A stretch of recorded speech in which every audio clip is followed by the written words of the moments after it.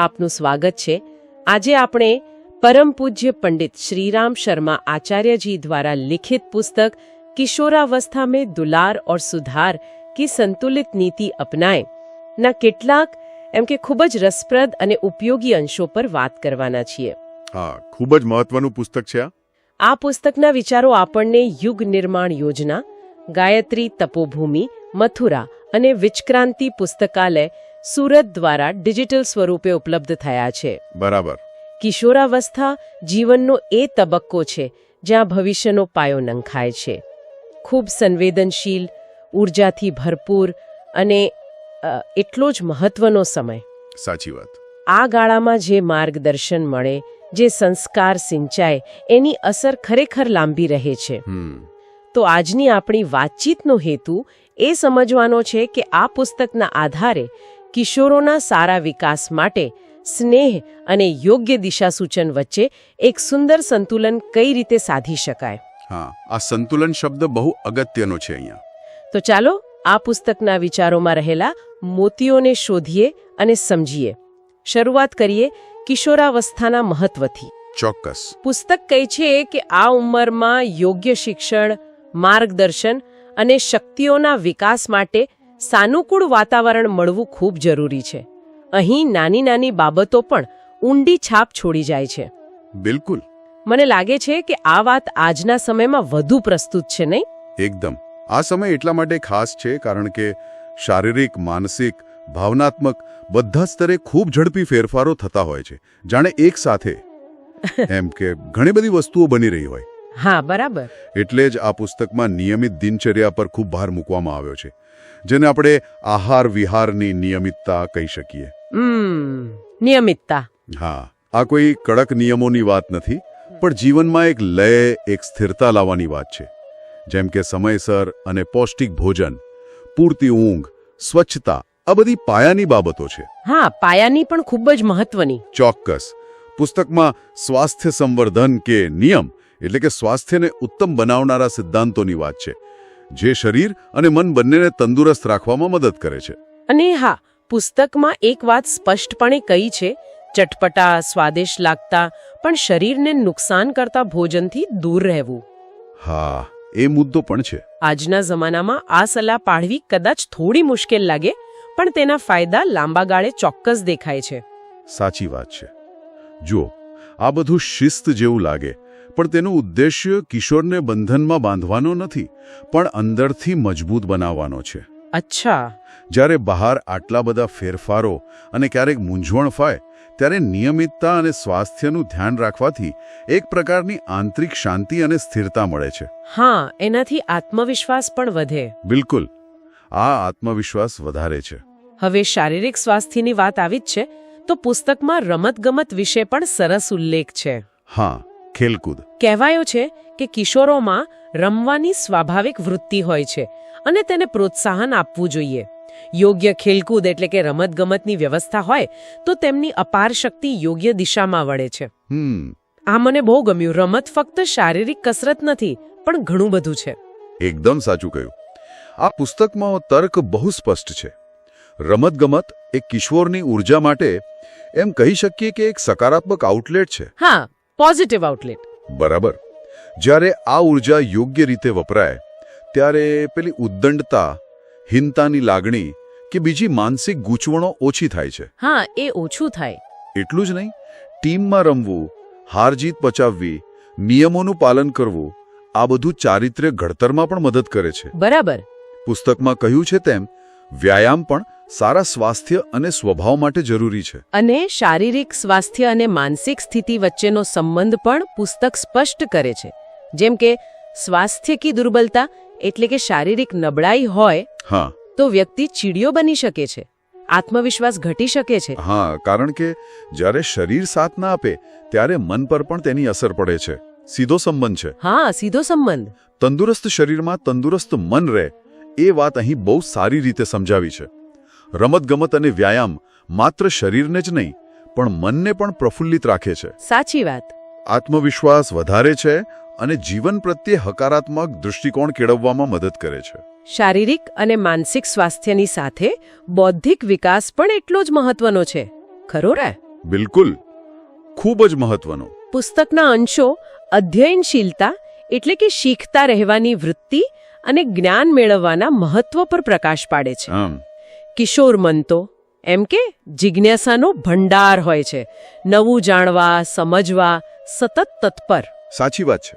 આ તેમની સહજ પ્રકૃતિ છે. પણ પુસ્તક એ પણ ધ્યાન દોરે છે કે જો આ જિજ્ઞાસાને યોગ્ય દિશા ન મળે તો તેઓ સમયનો બગાડ કરતી પ્રવૃત્તિઓ, જેમ કે અહીં આવારાગર્દી કહ્યું છે, અથવા તો બિનજરૂરી મોજ શોખ, ફિલ્મોનો અતિરેક, કે પછી, અને આ બહુ અગત્યનું છે, ખરાબ સંગત તરફ વળી શકે છે. હા, એ જોખમ રહે છે. અને આ વસ્તુઓ તેમના વિકાસને રૂંધે છે અને ક્યારેક જીવન બોજ જેવું લાગે છે. તો પછી આ બૌદ્ધિક ઉર્જાને યોગ્ય દિશા કઈ રીતે આપવી?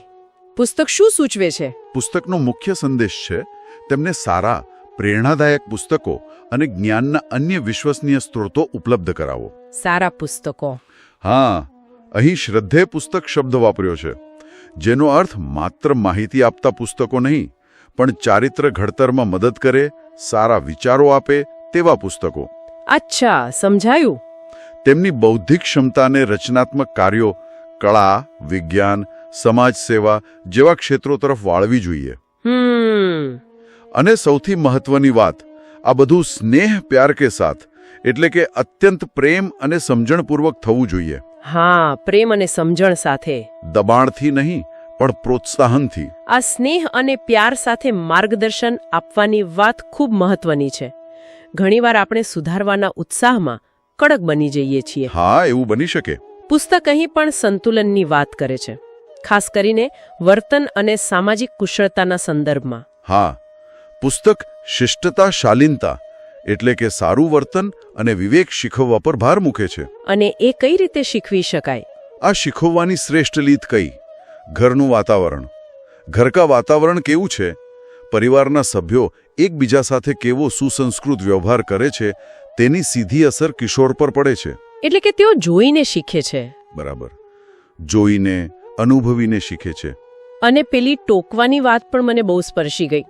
પુસ્તક કહે છે કે વારંવાર ટોક કરવી, ભૂલો કાઢવી, આલોચના કરવી, એનાથી બચવું જોઈએ. હા, એ નકારાત્મક અસર કરે છે. કિશોરના દૃષ્ટિકોણને સમજવાનો પ્રયત્ન કરવો જોઈએ. પેલું ઉદાહરણ યાદ છે? જો તેમની વસ્તુઓ અસ્તવ્યસ્ત હોય તો ગુસ્સે થવાને બદલે પ્રેમથી જાતે ગોઠવીને સમજાવો. આ નાની વાત લાગે, પણ તેની અસર મોટી હોય છે. બિલકુલ.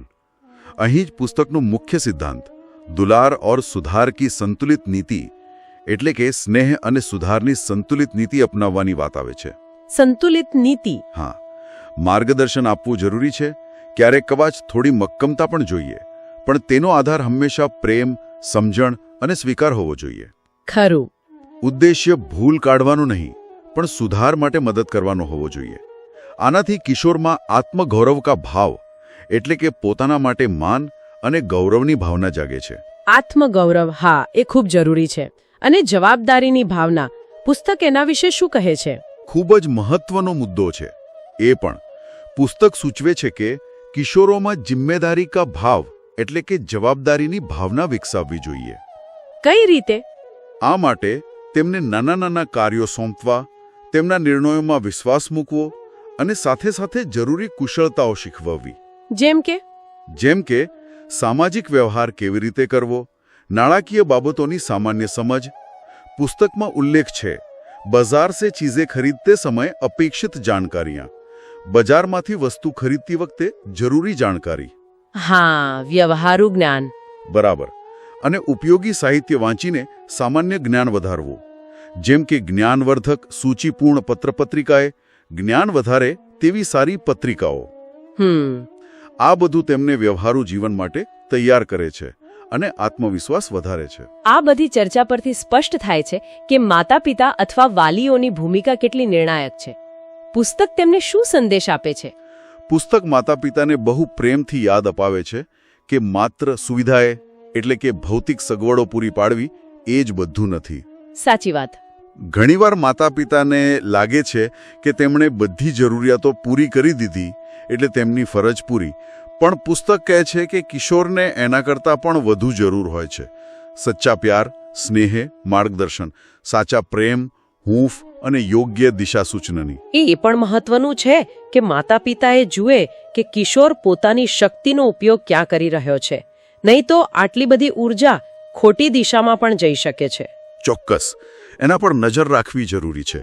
પુસ્તક સૂચવે છે કે માતા પિતાએ નિયમિતપણે સમય કાઢીને કિશોરો સાથે વાર્તાલાપ કરવો જોઈએ.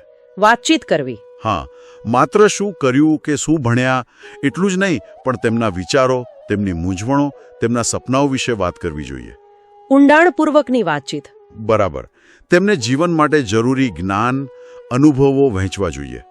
આ એક મિત્ર તરીકે, એક માર્ગદર્શક તરીકેની ભૂમિકા છે. તો આ બધી વાતનો સાર એ થયો કે માતા પિતાની ભૂમિકા એક માળી જેવી છે, જે છોડને પ્રેમથી સિંચે છે, જરૂર પડે ત્યાં ટેકો આપે છે અને તેને પોતાની પૂરી ક્ષમતાથી ખીલવા દે છે. વાહ, ખૂબ સરસ સરખામણી કરી. સારાંશ એ જ છે કે માતા પિતા કે વાલીઓએ કિશોરના સર્વાંગી વિકાસમાં સહાયક બનવાનું છે. સહાયક. પુસ્તક વારંવાર સંતુલન પર ભાર મૂકે છે. સ્નેહ આપો, પણ સાથે જરૂરી માર્ગદર્શન અને સુધાર પણ કરો. કિશોર મનોવિજ્ઞાનને સમજવાનો પ્રયત્ન કરો. તેમની ઉંમરની ખાસિયતો અને જરૂરિયાતો સમજો. હા, એ સમજણ જરૂરી છે. અને સૌથી અગત્યનું, તેમના વિકાસ માટે યોગ્ય તકો પૂરી પાડો. આ પુસ્તકમાં કિશોરાવસ્થાની ઊર્જા માટે સુંદર શબ્દો વાપર્યા છે. ઉત્સાહ, જોશ, ખરોશ કી એક અનોખી હી ઉમ્ર. ઉત્સાહ અને જોશની અનોખી ઉંમર. હા, એટલે કે ઉત્સાહ અને જોશની એક અનોખી ઉંમર. આ સક્રિય અને પ્રેમભર્યું માર્ગદર્શન જ આ અનોખી ઊર્જાને યોગ્ય અને સકારાત્મક દિશા આપી શકે છે. વાહ, ખરેખર પરમ પૂજ્ય પંડિત શ્રી રામ શર્મા આચાર્યજીના આ પુસ્તકના અંશો કિશોર ઉછેર માટે એક ખૂબ જ ઊંડી અને વ્યવહારુ સમજ આપે છે. બિલકુલ. આજની ચર્ચાના મુખ્ય મુદ્દાઓ પર નજર કરીએ તો કિશોરાવસ્થાનું મહત્વ સમજવું, શારીરિક માનસિક સ્વાસ્થ્ય પર ધ્યાન આપવું, તેમની ઊર્જાને રમતગમત અને રચનાત્મક કાર્યો તરફ વાળવી, હા, સારા પુસ્તકો અને જ્ઞાન દ્વારા બૌદ્ધિક વિકાસ કરવો, શિસ્તતા અને જવાબદારી જેવા ગુણો કેળવવા, અને આ બધામાં માતા પિતાએ સ્નેહ અને સમજણપૂર્વક સંતુલિત રીતે માર્ગદર્શન આપવું.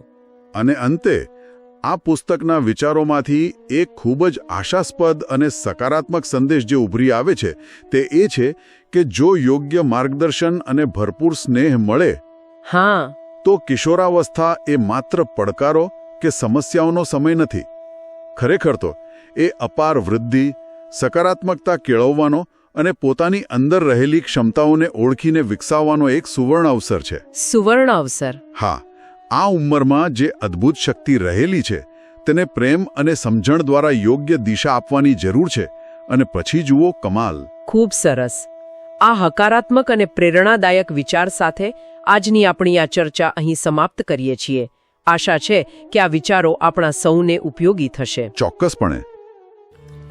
શાંતિકુંજ વિડિયો ગુજરાતી યુટ્યુબ ચેનલને સબસ્ક્રાઇબ કરો તથા બાકીના વિડિયોઝનો લાભ લેવા માટે બેલ આઇકન જરૂર દબાવો.